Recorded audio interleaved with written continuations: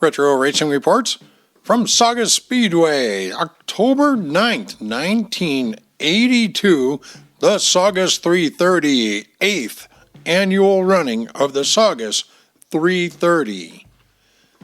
Well, of course, we don't have results from the 330 of 1982, but we do have a story in here recalling last year's, which would be the 1981 version. Simi Valley's Ron Hornaday Jr. piloted the Barrington Custom Engines Camaro to victory in the 150-lap A main Saturday night in the 7th annual Saugus 330. The win was $5,000 plus contingencies as Hornaday collected $4,000 for winning and $1,000 in lap money. He bested a field of 26 fast, sleek, open comp stock cars in the third leg of the Western States Championship 5-race series. Bakersfield's Jim Ward led the initial 10 laps from his outside front row starting position, but fast qualifier Jim Thirkettle of Sylmar, winner of the 76 330, gained the front spot on the 11th circuit. He set a torrid pace for the next 59 laps, but misfortune was awaiting. In the fourth turn of the 71st circuit, a spinning car clipped him and took off most of the right side of his Allied box and crate Camaro, putting him out of the contest. Hornaday, meanwhile, who had moved from his 7th starting position to 2nd, inherited the lead and drove a masterful race to register his second big win of 1981. He had earlier won the Saugus Firecracker 150 on July the 4th. 17 of the 26 cars finished the event just as a light rain began to fall.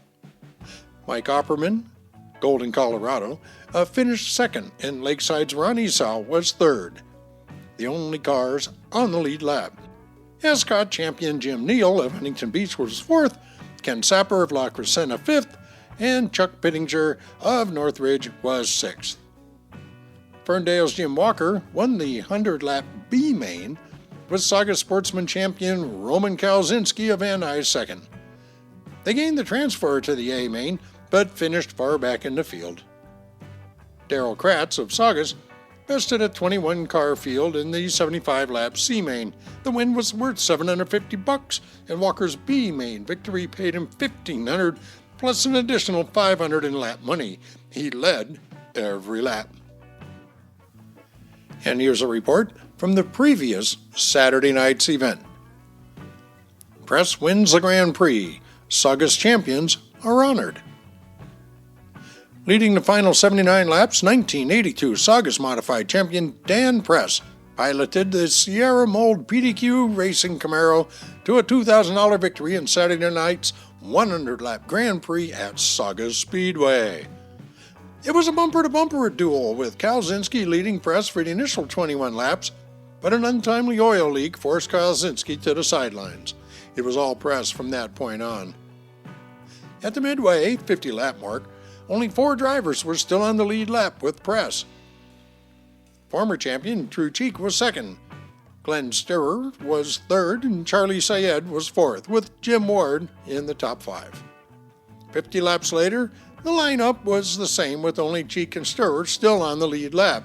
Bruce Erickson was sixth, followed by Ken Davis, Ron Hornaday, Hans Wesky, and Brian Brown. Dan O'Donnell won the 6-lap trophy dash over Jimmy Inslow, Ken Bossy, Cheek, Kalzinski, and Press. In a special event, Saugus observed a Salute to Champions night, honoring stock car champions of the past 24 years. Johnny Parsons, the 1950 Indianapolis 500 winner and former midget champion at Saugus Speedway when it was still Benelli Stadium, made the presentations.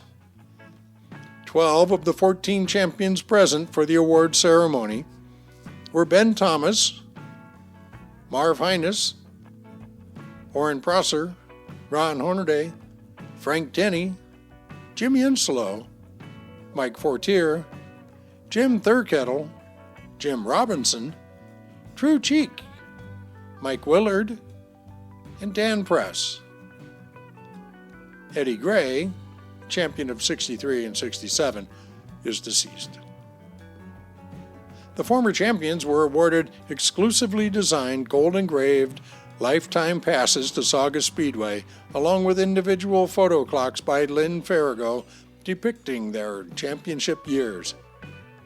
Parsons, who ran his last race at Saugus in the 1950s, also received a photo clock by Farrago commemorating his Indianapolis 500 victory.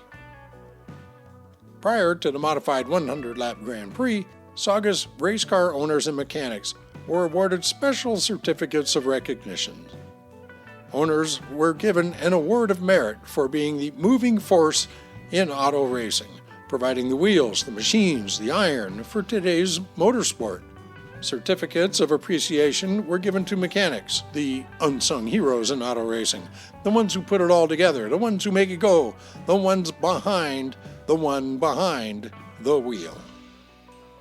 And then just as a quick note, looking through this program, and you'll notice yourself, once I point it out, something you already knew, there's a lot of local sponsorship in this program, showing just how much Saugus Speedway meant to the local community. And it was very much a two-way street around that one flat oval racetrack. Be sure to like, subscribe, let your friends know about Retro Racing Reports.